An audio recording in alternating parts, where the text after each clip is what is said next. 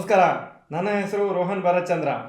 ಇವತ್ತಿನ ವಿಡಿಯೋ ಮಾರುಕಟ್ಟೆ ಪುನಃ lifetime high Santa Claus ರ್ಯಾಲಿನ. 2 ದಿವಸ ಹಿಂದೆ ನಾವು ಸ್ಯಾಂಟಾ ಕ್ಲಾಸ್ ರ್ಯಾಲಿ ಅಂತ ಒಂದು ವಿಡಿಯೋ ಮಾಡಿತ್ತು. ಅದರಲ್ಲಿ ಕ್ಲೀನಾಗಿ ಹೇಳಿತ್ತು, ಯೂಶಲಿ ಈ ಪೀರಿಯಡು 26ನೇ ತಾರೀಕು ಡಿಸೆಂಬರಿಂದ ಜನವರಿ 2ವರೆಗೆ ಒಂಥರ markets all over the world ಸ್ವಲ್ಪ ಮೇಲೆ ಹೋಗ್ತಾ ಇರ್ತದೆ ಅಂತ. ಆ ವಿಡಿಯೋ ನೋಡಿಲ್ಲ ಅಂದರೆ ನೀವು ನಮ್ಮ ವಿಡಿಯೋ ಲೈಬ್ರರಿಲಿ ಹೋಗಿ ಚೆಕ್ ಮಾಡ್ಬೋದು.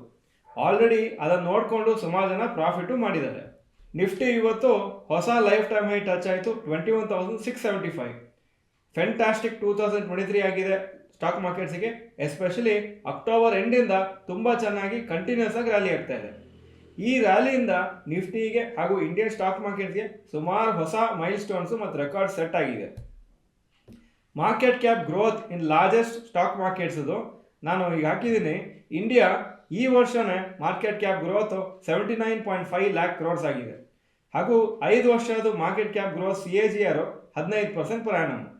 ವರ್ಲ್ಡ್ದು 9.32% ಪರ್ ಆ್ಯನಮ್ ಆವ್ರೇಜ್ ಗ್ರೋತ್ ಆಗಿದೆ ಮಾರ್ಕೆಟ್ ಕ್ಯಾಪಲ್ಲಿ ಲಾಸ್ಟ್ 5 ಇಯರ್ಸಲ್ಲಿ. USA ಅಲ್ಲಿ ಈ ವರ್ಷನೇ 727 ಲ್ಯಾಕ್ ಕ್ರೋರ್ಸ್ ಮಾರ್ಕೆಟ್ ಕ್ಯಾಪ್ ಜಾಸ್ತಿ ಆಗಿದೆ.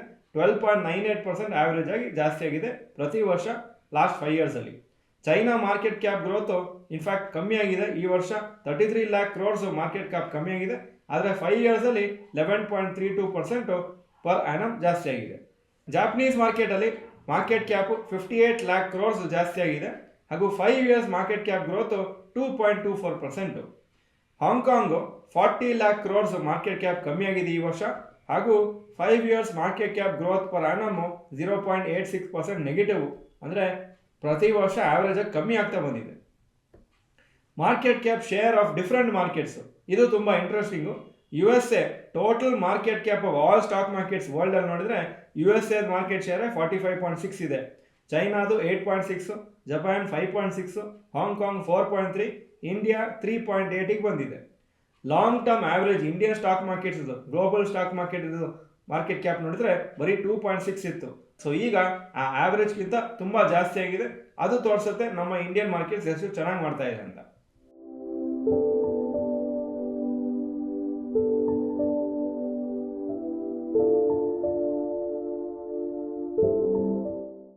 ಒಂದು ವರ್ಷ ಹಿಂದೆ ಹಾಂಗ್ಕಾಂಗ್ ಮತ್ತು ಇಂಡಿಯಾದ market cap difference 157 lac crores ಇತ್ತು. ಆದರೆ ಈಗ ಹಾಂಗ್ಕಾಂಗ್ ಮಾರ್ಕೆಟ್ಸ್ ಆ್ಯಕ್ಚುಲಿ ಲಾಸ್ಟ್ 1 ಇಯರಲ್ಲಿ ಚೆನ್ನಾಗಿ ಮಾಡಿಲ್ಲ, ಇಂಡಿಯನ್ ಮಾರ್ಕೆಟ್ ತುಂಬ ಚೆನ್ನಾಗಿ ಮಾಡಿದೆ. ಸೊ ಡಿಫ್ರೆನ್ಸು ಬರೀ 41 ಲ್ಯಾಕ್ ಕ್ರೋರ್ಸ್ ಆಗಿದೆ.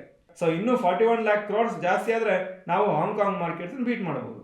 ಇದೇ ಥರ 2024ಅಲ್ಲೂ ಮಾರ್ಕೆಟ್ ಕ್ಯಾಪ್ ಇಂಡಿಯಾದು ಜಾಸ್ತಿ ಆಗ್ತಾ ಇದ್ರೆ ಹಾಗೂ ಹಾಂಗ್ಕಾಂಗ್ ಮಾರ್ಕೆಟ್ ಡಲ್ ಇದ್ದರೆ 1 ರಿಂದ 2 ವರ್ಷ ಒಳಗೆ ಹಾಂಗ್ಕಾಂಗ್ ಮಾರ್ಕೆಟ್ಸನ್ನು ಬೀಟ್ ಮಾಡ್ತೀವಿ ನಾವು. Market cap of Indian stock markets increase ಆಗಿದ್ದು 2 ರೀಸನಿಂದ.